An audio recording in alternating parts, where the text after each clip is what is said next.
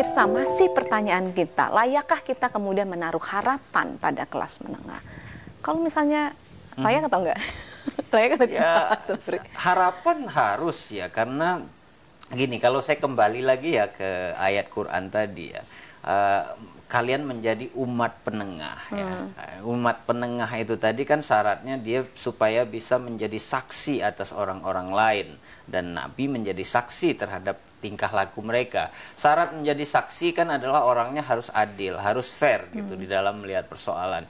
Jadi kelas menengah yang diharapkan kalau secara Quranik itu tadi adalah mereka yang jeli dalam melihat persoalan-persoalan sosial kemasyarakatan, dan dengan begitu mereka terketuk nuraninya untuk berbuat, dan bila mana mereka melihat ada ketidakadilan di dalam satu tindakan sosial kemasyarakatan, mereka akan bergerak begitu, menjadi orang-orang yang berusaha untuk mengusung perubahan gitu. Nah, ini kalau tadi bicara dari penelitian Kompas misalnya, 77 kan sisanya cuma 23 iya, kita maka di kelompok mana nih kemudian dari yang 23-20% sekian itu? Nah, itu yang harus kita perhatikan. Kita memang 70 itu besar sekali gitu. Tapi 20 itu juga modal yang bagus untuk negara yang pasca otoritarianisme gitu. Kemudian yang baru tumbang dari karakteristik apa yang dimiliki kelompok kelas menengah yang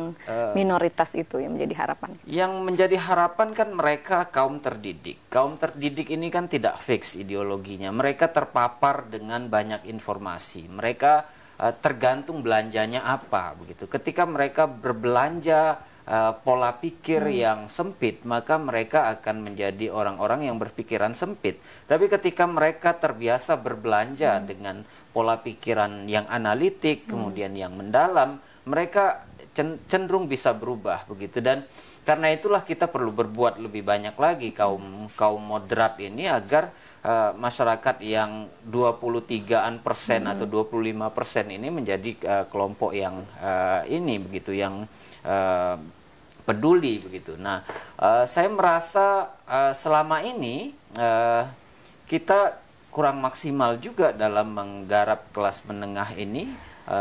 Ada yang menggarap lebih serius lagi untuk menyempitkan pola pikir kelas menengah ini, sementara yang bergerak untuk melapangkan pola pikirnya itu masih kurang gitu. Dan disitulah kemudian yayasan Anda punya pekerjaan besar. Tapi sekarang kan mulai ada, kita melihat misalnya sekarang mulai ada film yang bicara tidak hanya sekadar pocong, pocong bebek angsa gitu ya, atau hantu Casablanca. Sekarang mulai ada yang bicara soal cinta tapi beda begitu ya. Jadi walaupun ini juga banyak kontra. Mas Bambang, optimismenya apa nih? Khususnya dari Kompas, Anda mewakili Kompas nih. Ini progres dari kelas menengah yang makin besar itu tentu punya pengaruh ya, dalam progres terhadap ideologi, nggak cuma ekonomi ya. Makin besar kelas menengah itu nanti akan berpengaruh tentunya, karena ada faktor pendidikan yang naik dan lain-lain. Secara agregat itu kita pasti akan makin besar kelas menengah.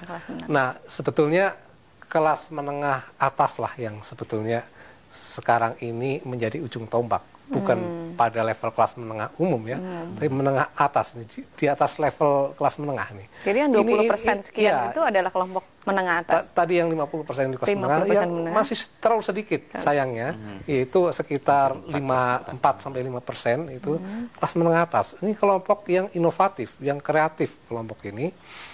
Mereka gila karir, pekerja keras, dan juga mereka yang sangat aktif menjalankan fungsi media sosial. Kelompok-kelompok ini yang sebetulnya banyak melakukan perubahan sosial ya, meskipun baru sebatas cuapan-cuapan di jadi kicauan, baru sebatas kicauan. Mereka memang belum mampu membuat satu perubahan besar.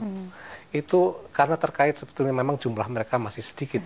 Nah, tapi kalau seiring dengan membesarnya jumlah mereka, maka saya yakin perubahan sosial itu akan bukan sesuatu yang bukan mustahil. Sesuatu yang mustahil. Artinya kemudian kerja besar dari kita adalah kemudian memperbesar kelompok yang lebih progresif dan lebih demokratis ini. Paling nggak imbang lah ya. Lebih imbang. Artinya kemudian Yayasan Anda dan Litbang Kompas adalah pionir-pionir yang mudah-mudahan banyak yang mengikuti itu ya.